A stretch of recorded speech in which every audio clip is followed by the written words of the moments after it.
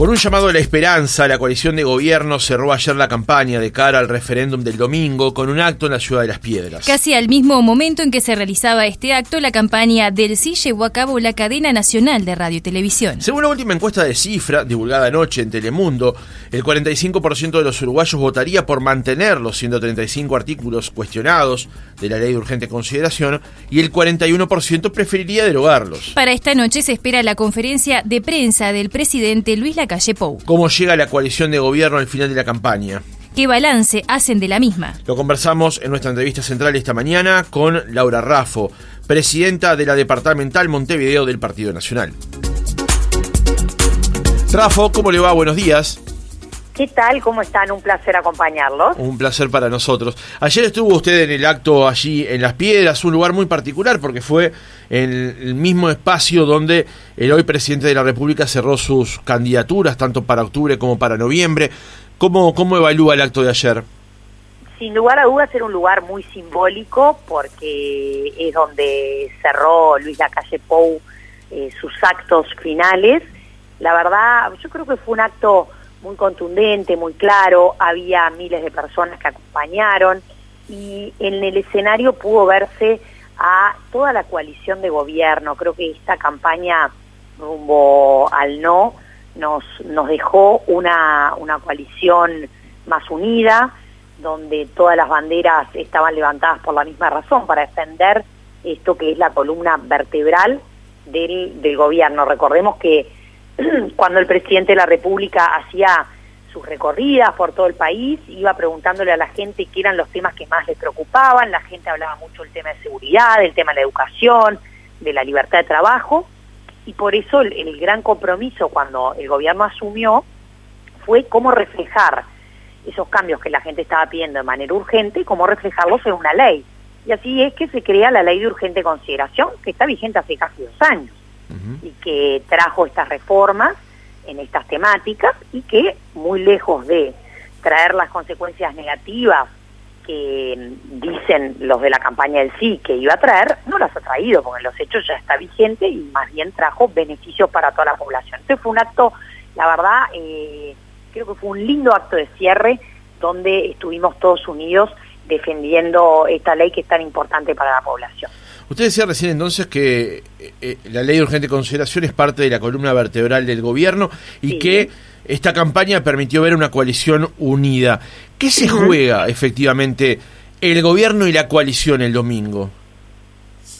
Bueno, yo creo que lo que se está jugando es el apoyo a la ley que permitió los cambios que la población pedía.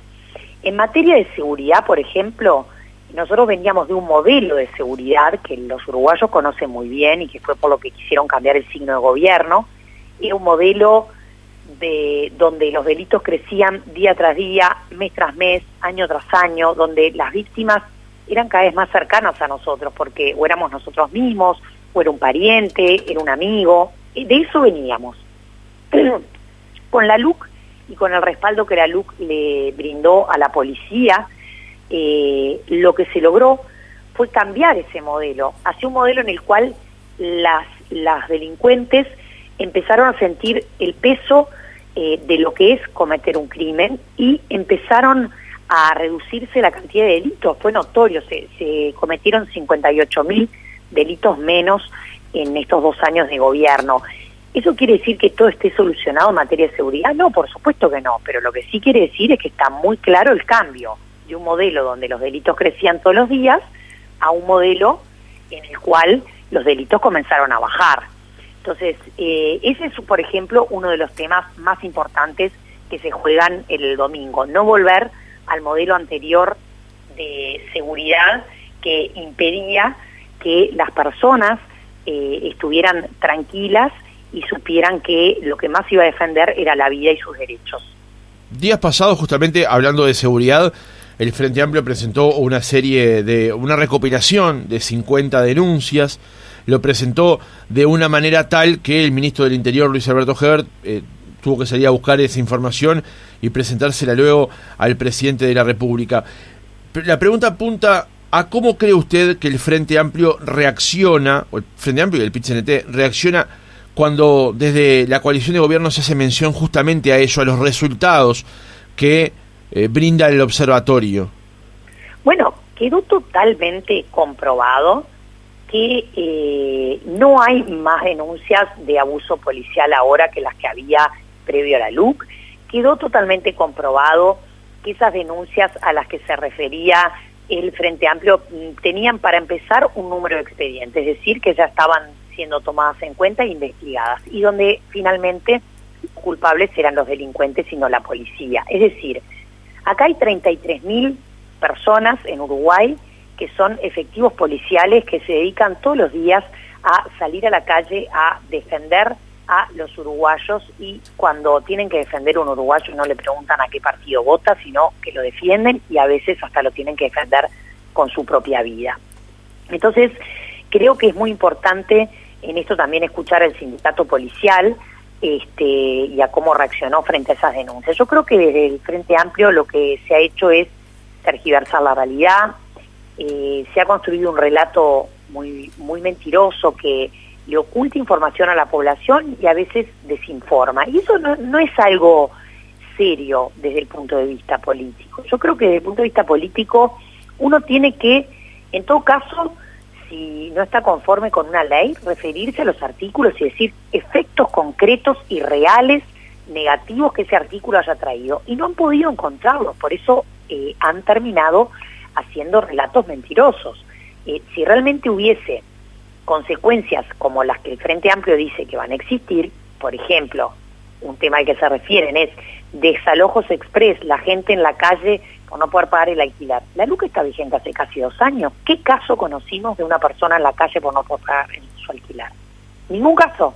Entonces, ¿por qué si no se dio en estos 2 años habría de darse? Yo creo que hay que hablarle a la gente con la verdad, y hay que respetar mucho la capacidad del uruguayo de discernir entre un relato que no es cierto y uno que sí lo es. Rafa, muy buenos días. Ayer el secretario general del Partido Colorado, Julio María Sanguinetti, hacía referencia a la educación. De hecho, decía, no nos vamos a resignar a que la educación vuelva a caer. ¿Dónde están a su criterio los puntos fuertes que tiene la LUC con respecto a la educación? Bueno, yo creo que es uno de los temas más relevantes de la LUC, la reforma educativa. ¿De qué veníamos? Porque siempre es bueno cuando uno plantea una reforma saber de qué se venía. Se venía de un modelo educativo en el cual pasaba algo muy injusto. En Uruguay se venía de un modelo en el cual a los chicos de 24 años, que ya tienen tiempo más que suficiente como para finalizar el bachillerato, si tú en los jóvenes de 24 años preguntabas que cuántos habían logrado finalizar el bachillerato, solamente 6 de cada 10 lo lograban finalizar. Y si esa misma pregunta la hacías en los barrios de contexto más crítico, más vulnerable, solamente 1 de cada 10. Entonces fíjense la injusticia del modelo, que no solo no lograba que los jóvenes terminaran el bachillerato, sino que los que menos lo terminaban eran quienes nacían en un contexto más crítico y más desafiante. Uruguay había pasado de ser de los primeros de la tabla de América Latina en materia de educación a los últimos. Por lo tanto, el modelo educativo anterior no funcionó. Había un gran ausentismo docente también, porque del mismo modo que hay un montón de docentes muy sacrificados, que van todos los días a dar clase y que lo que ponen en primer lugar es al alumno, hay un montón de docentes también que lamentablemente faltaban, y el ausentismo ausente era de 20%, es decir, una vez por semana los chiquilines perdían clase, todas las semanas, todos los meses, todos los años, y perdían oportunidades. ¿Qué plantea la LUC? La LUC plantea poner en primer lugar al alumno, para que el alumno, al estar en primer lugar, ¿qué es lo que se tiene que lograr? Que el alumno quiera ir al centro educativo, se sienta motivado para asistir, y para eso tenés que fortalecer al docente. El docente, a través de la LUC, puede tener una titulación universitaria.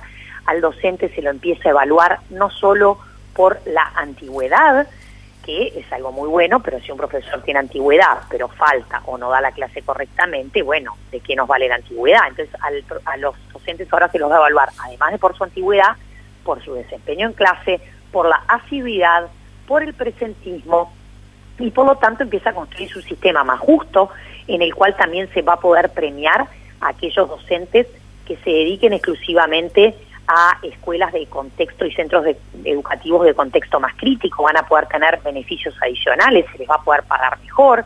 Entonces se fortalece al docente para que que es quien más influye en el alumno, para que precisamente el alumno pueda salir a la vida habiendo aprendido. Eso es absolutamente fundamental. No podemos volver al modelo anterior en el cual 1 de cada 10 solamente en los barrios más vulnerables lograba terminar el bachillerato. Ahora, Rafa, los números que usted daba al comienzo de la respuesta son incontrastables, por eso contra eso no se puede ir. Ahora, lo que yo le planteo es, ¿dónde advierte usted la reforma o el modelo educativo? Porque la LUC contiene 34 artículos vinculados a la educación, y lo que uno advierte leyéndolos es que lo que cambió fundamentalmente es la gobernanza de lo que antes eran los consejos y ahora son las direcciones, pero en la LUC no está contenida una reforma educativa. Bueno, mira, yo disiento contigo, porque es verdad que cambia la gobernanza, pero esto que yo te estoy mencionando, que refiere al cambio del estatuto docente, que tiene que ver con la posibilidad de que los docentes se titulen, con la posibilidad de que el docente se siga capacitando, de que se capacite también en nuevas tecnologías y que se capacite en inclusión, está contenido en la LUC. También está contenido en la LUC la posibilidad de que a los docentes que van a centros educativos de contexto más crítico se le pueda pagar de manera diferencial, y también está contenido en la LUC que la evaluación de los docentes sea no solo por antigüedad, sino también por titulación, por presentismo y por desempeño en clase. Todo eso está en la LUC. Ajá. Además de eso, porque estoy de acuerdo contigo que solo con estos artículos no se logra una reforma total, lo que se presentó el Ministerio de Educación y Cultura fue un plan nacional de educación que lo presentó obligatoriamente el Ministerio. Obligatoriamente quiero decir, se obligó a presentarlo porque tiene en la LUC figura que deben presentarlo, y se presentó y está disponible para todo el mundo en la página web del Ministerio de Educación y Cultura. Y ahí está contenido, es un librillo muy interesante. Bueno, yo lo tengo en formato de librillo, pero quien acceda a la web obviamente lo ve por la web, donde están todos los puntos de cómo se está cambiando el modelo educativo. Yo lo que digo es, démosle una chance a este nuevo modelo. El modelo anterior no estaba funcionando, hay que darle una chance a este modelo para que se logren los cambios. Si alguien dentro de 10 años dice, bueno, parte de los cambios que se buscaba lograr, alguno no se logró, bueno, ahí se podrá evaluar qué otra herramienta poner. Pero no podemos en este momento cortar la raíz de una reforma educativa tan importante frente a un modelo anterior que era un genuino fracaso y que generaba una fractura social enorme en nuestra sociedad. Rafa, continuando en este tema de la educación, ¿usted considera que de alguna manera esta campaña por los 135 artículos de la ley de urgente consideración enlenteció de alguna manera esos procesos de reforma? Porque de hecho días pasados en esta semana donde nos hemos dedicado a justamente a hablar sobre la LUC, el senador del Frente Amplio, José Carlos Maía, decía que bueno, él veía con preocupación cómo algunas autoridades de gobierno se habían dedicado durante todo este tiempo a hacer campaña por la LUC y no a quizás lo que eran los objetivos de justamente de gobierno. ¿Entiende que esta campaña ha de alguna manera enlentecido esos procesos de reforma? Bueno, yo creo que no. Yo creo que en todo caso ese cuestionamiento debería hacerse a quienes decidieron promover un referéndum contra una ley que en términos generales votaron, contra artículos que también votaron, y que en definitiva sabían que este referéndum iba a requerir un montón de esfuerzo y tiempo de todo el sector político, de cualquiera de los partidos de nuestra democracia. Lo que yo he visto sí es una dedicación horaria muy elevada de todo el equipo de gobierno para poder cumplir con sus obligaciones y además poder explicar y hacer campaña por la LUC. A mí, ¿qué querés que diga? Obviamente me hubiera gustado que, dado que la LUC se anunció antes de ganar el gobierno, se dio a conocer antes de que el presidente asumiera el gobierno, se le dio a conocer a toda la población, y se votó en el Parlamento y fue aprobada por las cámaras, me hubiera gustado que obviamente se permitiera continuar gobernando sin este tiempo extra que se le tiene que dedicar a defender una ley que en definitiva lo que refleja fue el cambio de signo de gobierno que solicitaron la mayoría de los uruguayos hace 2 años atrás. Como es un recurso válido el de referéndum y forma parte de nuestra democracia y así lo debemos agradecer y abrazar, y bueno, lamentablemente hubo que dedicar más horas, pero a lo que se le quitó horas fue al sueño, al descanso y a la familia. Todos nosotros, yo no formo parte del gobierno, yo soy una autoridad partidaria, pero soy consciente que quienes forman parte del gobierno también les sucedió, que a los que le quitaron tiempo fue a su vida personal, a sus hijos, y siempre hacemos ese tipo de sacrificios, pero no le quitaron tiempo a sus responsabilidades.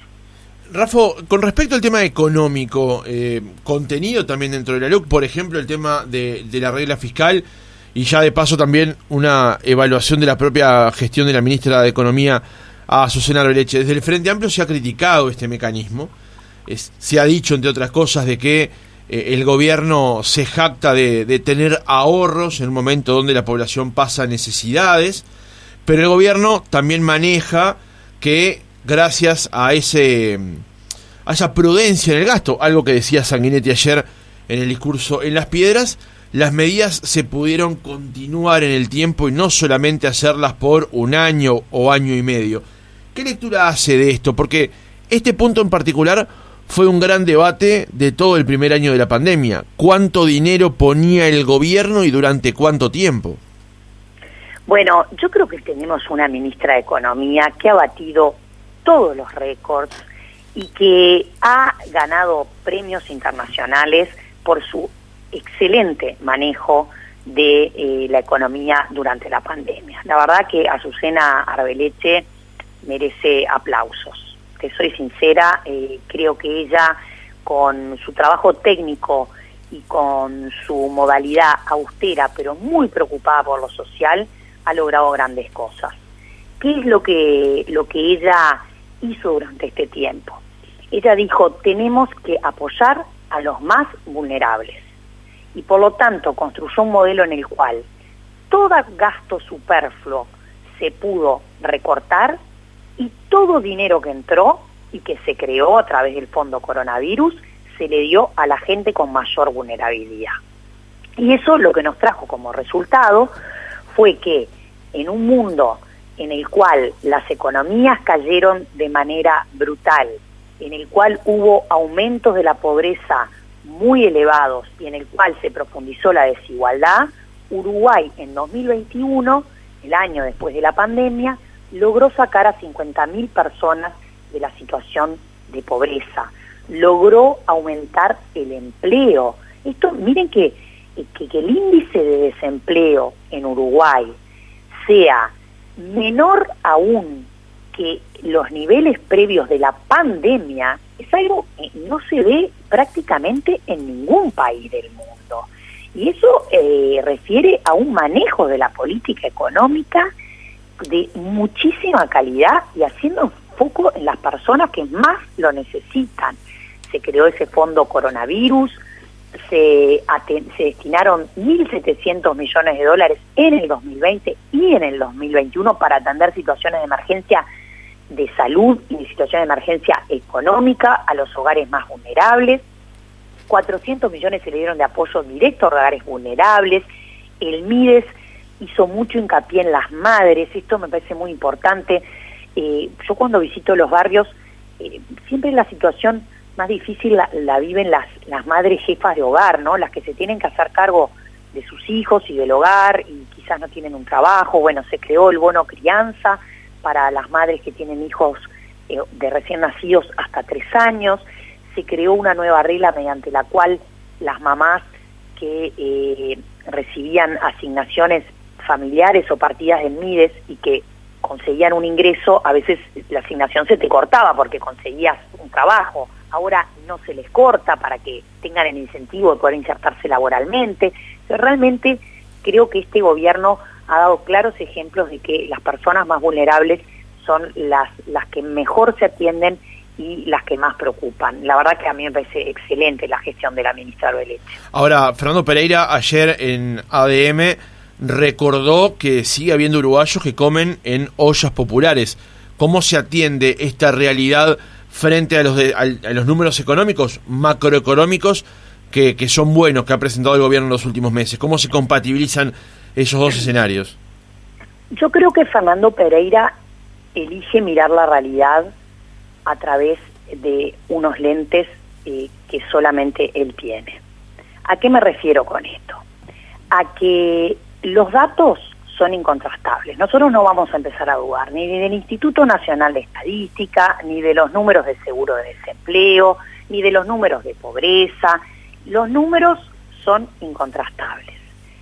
Hoy los uruguayos tienen más empleo que en los niveles de prepandemia. Hoy los uruguayos tienen menos pobreza que en el año 2020. Hoy los uruguayos están exportando más que el año pasado. Entonces, hoy la economía está previsto que crezca a tasas superiores a la de muchos países de la región. Eso es una realidad. ¿Esto significa que no quedan necesidades por atender? No, por supuesto que no. Siempre hay necesidades por atender. Siempre hay que apostar a que haya oportunidades y desarrollo para todos. Pero creo que eso se está haciendo de una buena manera. Si hay algo que no se le puede criticar al gobierno es la atención a la población más vulnerable y el poner el foco en que las personas puedan desarrollarse consiguiendo un empleo, que es lo que más perdura. Es muy importante también el apoyo a la pequeña y mediana empresa. Estamos hablando del comercio, de barrio, estamos hablando de la ferretería con 1 o 2 empleados, estamos hablando de la costurera que hace tapabocas y que ahora se puso a hacer alguna ropa y se puso a hacer túnicas. Toda esa gente ha recibido un apoyo excepcional. Bien, Rafo, yo quizás la saco un poco del tema de la ley de urgente consideración. Hay una pregunta que es casi ineludible. Usted fue candidata a la Intendencia de Montevideo. ¿Qué evaluación hace de lo que va ahora de gestión de la ingeniera Carolina Cose? Bueno, nosotros hemos sido críticos con la gestión, pero sobre todo ahora lo que más nos interesa es poder reenfocar la inversión en Montevideo en las personas que más lo necesitan. Y por eso es que en los últimos meses nos hemos ocupado de solicitar que el préstamo del BID que está solicitando la Intendencia pueda utilizarse para llevar el saneamiento y drenaje pluvial a la mayor cantidad de barrios posible.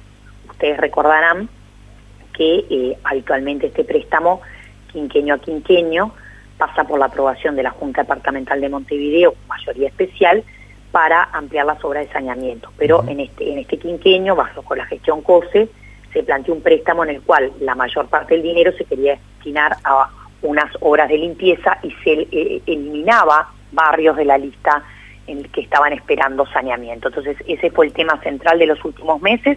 Es un tema que todavía está en negociación y que tendremos que ir cerrando sobre fines de abril. Así que con mucho gusto, esas son negociaciones que están en curso, con mucho gusto después más adelante podemos charlar en profundidad de ese tema, porque al estar la negociación en curso no sería correcto que yo adelantara cosas que se están negociando en una mesa chica. Ahora, Rafa, más allá de lo que tiene que ver con el préstamo del BID y enrabando una cosa con la otra, hubo allí un planteo que hizo la intendenta Cose en un momento con respecto al tema de qué votar el domingo, cómo votar el próximo domingo, y usted le contestó.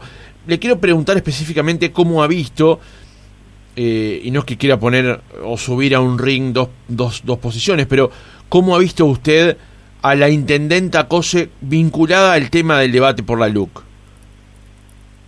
Bueno, mira, yo creo que lo que acabas de decir, de que no querés subir a un ring a 2 personas, me parece que es la postura que tenemos que tener estos días. La verdad, yo durante toda esta charla les estuve contando lo que yo siento respecto de la LUC, lo que creo que debemos promover entre los uruguayos, que es la posibilidad de que decidan sobre una ley que los está favoreciendo y les ha traído beneficios concretos en estos casi 2 años de vigencia. No querría cerrar con un enfrentamiento sobre personas. Yo lo que sí digo es que quienes promovieron el referéndum y quienes defendieron el sí, construyeron un relato donde abundaron las mentiras y la desinformación, y nosotros estamos diciéndole a la gente la verdad con pruebas concretas, porque la LUC está vigente hace casi 2 años. Mi planteo apuntaba que la intendenta Cossa en algún momento dijo, por ejemplo, que hay que votar leyes que no tuerzan a Uruguay, o en un momento, cuando había dudas con respecto a los indecisos y al número alto que había de indecisos en la previa al domingo 27, llamaba a votar anulado y no en blanco, sabiendo que el voto en blanco es un voto que de alguna manera termina adhiriendo al no.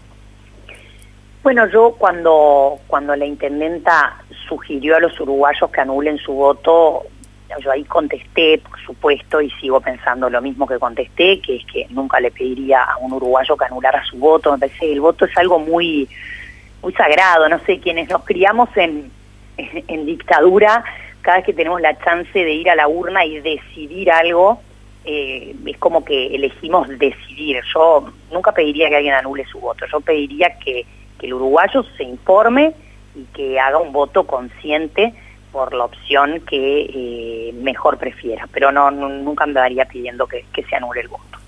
Bien, Rafa, usted desde que, saltó al escenario político con, esa eventual candidatura a la Intendencia de Montevideo, se la ha visto activamente participar como mujer política.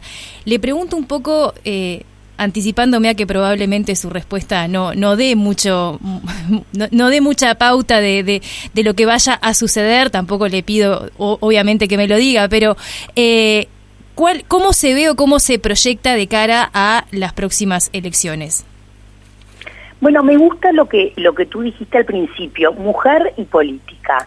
La verdad, yo creo que a mí me gustaría mucho consolidarme como una líder política mujer dentro de mi partido, dentro de la coalición. Creo que es muy importante que las mujeres empecemos a tener un rol más activo en la política. Yo trato de promover que más mujeres se sumen. No siempre nos resulta fácil, porque hay muchos espacios que durante años, por costumbres, por usos, fueron construyéndose más a medida de los varones, y es algo que yo lo charlo mucho con mis compañeros hombres y trato de irlo cambiando. Entonces me interesa seguir consolidándome como una líder política mujer. Me interesa mucho trabajar por Montevideo, eso yo estoy plenamente dedicada. Tenemos no solamente, estoy en la departamental de Montevideo del Partido Nacional, donde vemos todos los temas políticos de Montevideo, junto con la bancada de ediles, los 3 alcaldes que tenemos, los concejales, los diputados por Montevideo, sino que también tenemos el Centro de Estudios Metropolitano, que para mí es muy importante, porque le da un profesionalismo a la elaboración del diagnóstico sobre la zona metropolitana, donde este año tenemos proyectado también hacer un ciclo de conferencias, así que me veo muy enfocada en esa tarea, es algo que me apasiona y que lo voy a seguir haciendo. Ahora, Rafa, le ajusto la pregunta de Roxana, en todo caso, para planteársela por la negativa, intentando parafrasear de alguna manera el presidente de la República, pero al revés. ¿No extraña la actividad privada? Porque su actividad privada ha sido, ha tenido muchos eslabones, desde PGG, Manpower hasta Endeavor, de las que recuerdo al pasar. ¿No extraña la actividad privada? Sí, Santander, Sura, Microsoft, sí, un montón de empresas. Mira, te soy sincera, primero lo que uno construye en sus años de trabajo corporativo y privado son amistades y grupos que por suerte los sigo teniendo y con los cuales me sigo juntando. No me estoy dedicando a la actividad privada prácticamente, salvo proyectos excepcionales, pero donde sí tengo mucho que es parecido a la actividad privada es en el centro de estudios. ¿En qué sentido? El centro de estudios lo tenemos armado de manera muy profesional. Nosotros tenemos arquitectos, urbanistas, contadores, abogados, grupos de trabajo que trabajan en proyectos, en temáticas, y lo tenemos que armar como que fuera casi que una consultora. Entonces, realmente ahí todo el bagaje de la actividad privada ayuda muchísimo, porque tiene que funcionar de manera independiente, tiene que funcionar de manera objetiva. Son técnicos haciendo diagnóstico. Luego, yo ya con mi sombrero de política opinaré, dado este diagnóstico, qué medidas deberían tomarse para mejorar, qué sé yo. Supongamos que hacemos un diagnóstico sobre qué sucede, cómo se pueden mitigar los efectos del cambio climático en Montevideo, y yo podré opinar luego como política de, bueno, para que no haya tantas inundaciones habría que hacer A, B, C, D, E. Pero el diagnóstico va a ser hecho profesionalmente y eso está, y no con un sesgo político, por lo tanto eso está más vinculado a lo que en su momento yo me dedicaba en el sector privado. Así que no extraño, porque las relaciones y los amigos del sector privado los sigo teniendo. Segundo, porque me apasiona la política, estoy plenamente dedicada, y porque sigo teniendo estos lugares donde me pongo el sombrero de economista y de profesional y no tanto de política. Laura Raffo, presidenta de la departamental de Montevideo del Partido Nacional, gracias por haber estado otra mañana con nosotros. Muchas gracias a ustedes.